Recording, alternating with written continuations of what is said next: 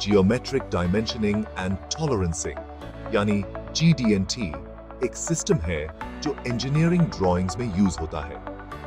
यह बताता है कि किसी पार्ट के जियोमेट्री में कितना वेरिएशन अलाउड है।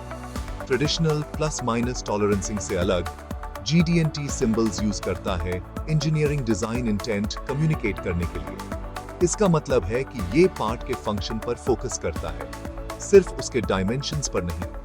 GD&T कई रीजंस से क्रूशल है। पहला, ये इंश्योर करता है कि पार्ट्स सही से असेंबल हों। दूसरा, ये मैन्युफैक्चरिंग में इंटरचेंजेबिलिटी अलाउ करता है। तीसरा, ये डिजाइनर्स, मैन्युफैक्चरर्स और इंस्पेक्टर्स के बीच कम्युनिकेशन इंप्रूव करता है। सिंबल्स की एक कॉमन लैंग्वेज यूज करके GD&T एम्बिग्युइटी और एरर्स को कम करता है।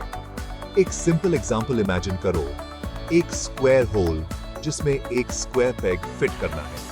ट्रेडिशनल डायमेंशंस शायद सिर्फ स्क्वायर की लेंथ और विड्थ बताएंगे, लेकिन GD&T स्पेसिफाई कर सकता है कि होल परफेक्टली स्क्वायर होना चाहिए, जिससे प्रिसाइज फिट इंश्योर हो।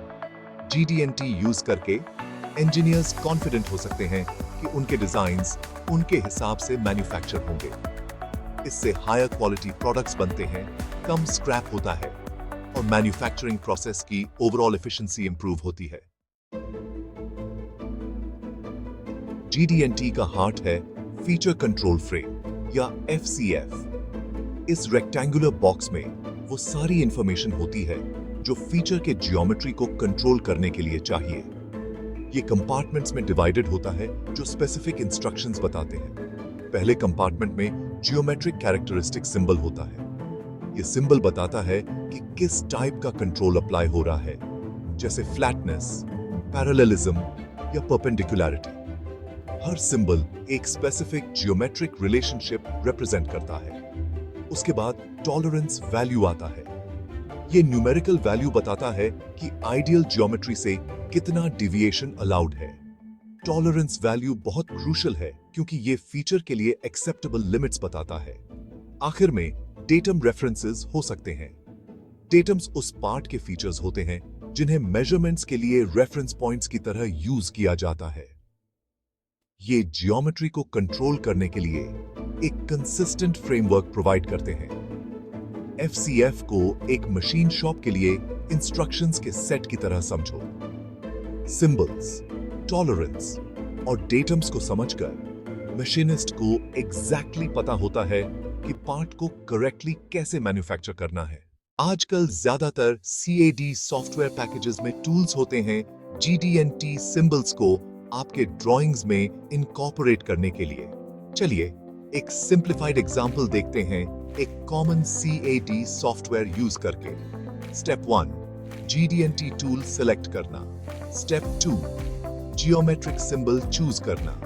वो सिंबल सेलेक्ट करो जो आपके फीचर के लिए डिजायर्ड जियोमेट्रिक कंट्रोल रिप्रेजेंट करता है। स्टेप 3, टॉलरेंस वैल्यू इनपुट करना।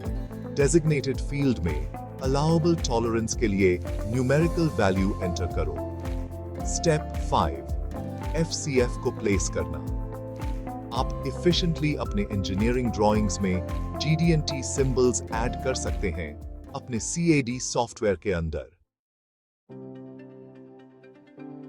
हालांकि CAD में GD&T सिंबल्स अप्लाई करना स्ट्रेट फॉरवर्ड है, लेकिन उन्हें इफेक्टिवली यूज करने के लिए कुछ बेस्ट प्रैक्टिसेस समझना जरूरी है। पहला, GD&T स्ट्रेटेजिकली यूज करो। GD&T का ओवर यूज मत करो। इसे सिर्फ उन फीचर्स पर अप्लाई करो जो फंक्शनैलिटी, असेंबली या इंटरचेंजेबिलिटी के लिए क्रिटिकल हैं। दूसरा, डेटम सिलेक्शन बहुत जरूरी है। ऐसे डेटम्स चूज करो जो इजीली एक्सेसिबल हों और एक स्टेबल रेफरेंस सिस्टम प्रोवाइड करें। ऐसे फीचर्स को डेटम्स के रूप में यूज करने से अवॉइड करो जो वेरिएशन प्रोन होते हैं।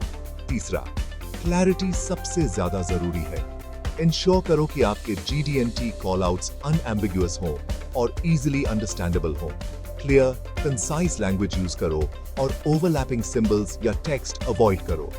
आखिर में स्टैंडर्ड्स को फॉलो करो।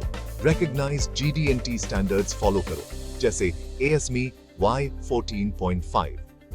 इससे कंसिस्टेंसी इंश्योर होती है और मिस इंटरप्रिटेशंस अवॉइड होते हैं। इन बेस्ट प्रैक्टिसेस को फॉलो करके आप अपने इंजीनियरिंग ड्राइंग्स को और ज्यादा इफेक्टिव बना सकते हैं और इंश्योर कर सकते हैं कि उन्हें manufacturers world wide correctly interpret करें।